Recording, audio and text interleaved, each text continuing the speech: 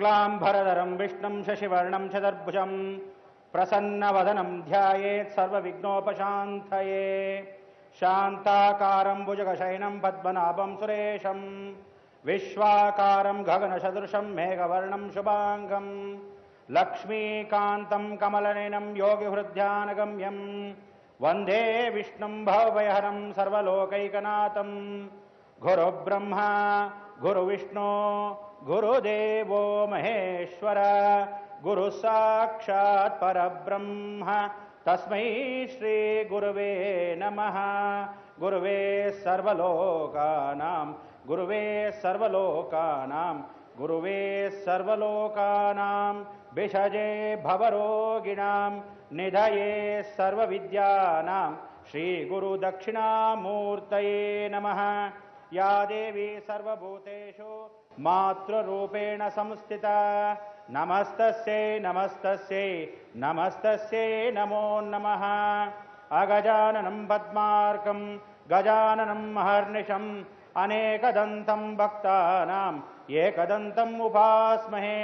गजाननं भूतगणाधिपसेवितं कपित्तजम्बूफलसारभक्षितम् उमासुतं शोकविनाशकारणं नमामि विघ्नेश्वरपादपङ्कजम्। अनन्तं वासुकिं शेषं पद्मनाभं च कम्बलं शङ्खपालं दात्राष्टं तक्षकं काळीं तथा।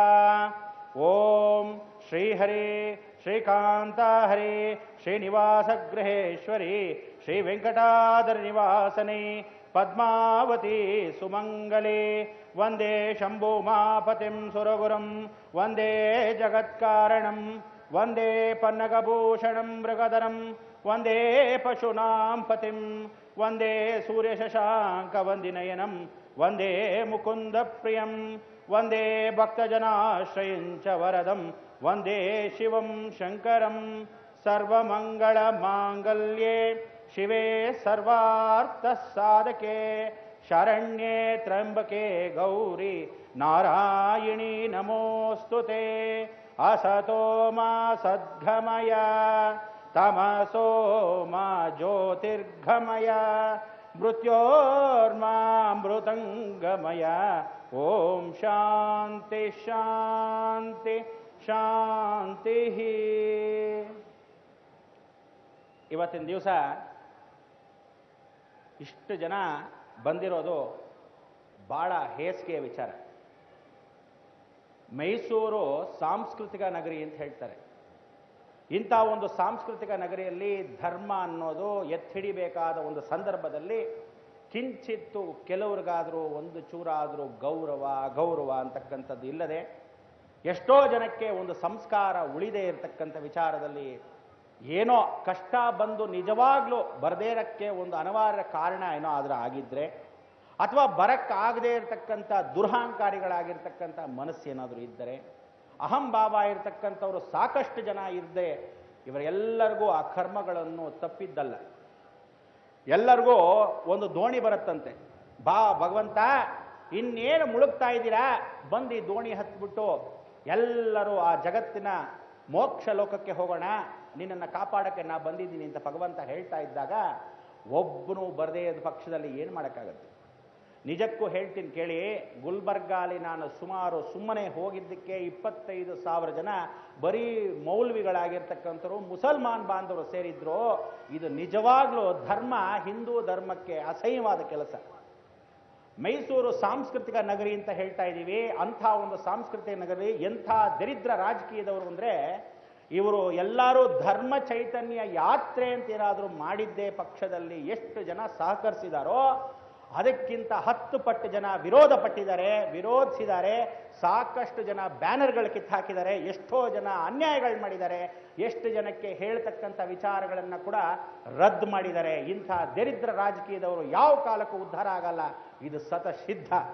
ಆದರೆ ನಾವು ತಲೆ ಕೆಡಿಸ್ಕೊಳ್ಳೋ ಹಾಗಿಲ್ಲ. ಸಮುದ್ರ ಮಥನ ಮಾಡಬೇಕಾದ್ರೆ ಆ ಕಡೆ ಇರತಕ್ಕಂಥ ರಾಕ್ಷಸರು, ಈ ಕಡೆ ಇರೋದು ಧರ್ಮ ಒಂದೇ ಅಂತ ಹೇಳಿ ಕೆಲವರು ಕೇವಲ ಕೈಯಲ್ಲಿ ಇದ್ದಷ್ಟು ಜನ ಮಾತ್ರ ನಾವುಗಳು ಎಳೆಯಕ್ಕೆ ಸಾಧ್ಯ ಆ ಧರ್ಮವನ್ನು. ಆದ್ರಿಂದ ಪ್ರತಿಯೊಬ್ಬನಿಗೂ ಬನ್ನಿ ಅಂತ ಪರಮೇಶ್ವರ ಒಂದು ಸಲ ಹೇಳ್ತಾನೆ, ಎರಡನೇ ಸಲ ಹೇಳ್ತಾನೆ, ಮೂರನೇ ಸಲ ಹೇಳ್ತಾನೆ.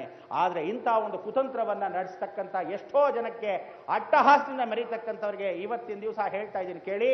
ಇದೇ ಮೇ 6ನೇ ತಾರೀಕು ಜಗನ್ಮಾತೆ ಆದಿಶಕ್ತಿ ಇದೇ ಮೈಸೂರು ಡಿಸ್ಟಿಕ್ ಚಾಮುಂಡೇಶ್ವರಿ ಕ್ಷೇತ್ರದಲ್ಲಿ ಅವಳು ಬಂದು ಮಧ್ಯಬಿಂದುವಲ್ಲಿ ಬೆಂಗಳೂರು ಡಿಸ್ಟಿಕ್ ಮಧ್ಯಭಾಗದಲ್ಲಿ ಬಂದು ಸೇರ್ತಾನೆ ಪರಮೇಶ್ವರ ಕೈಲಾಸದಿಂದ. ಇದು ಸತ್ಯ. ಆ ಒಂದು ಸತ್ಯ ಘಟನೆಗೆ ಪ್ರಳಯವಾಗತ್ತೆ. ಇಂಥ ಒಂದು ಪ್ರಕೃತಿಯ ಲಯದಲ್ಲಿ ದುಷ್ಟ ಸಂಹಾರವಾಗತ್ತೆ. ಇದು ಖಚಿತ ಸತ್ಯ.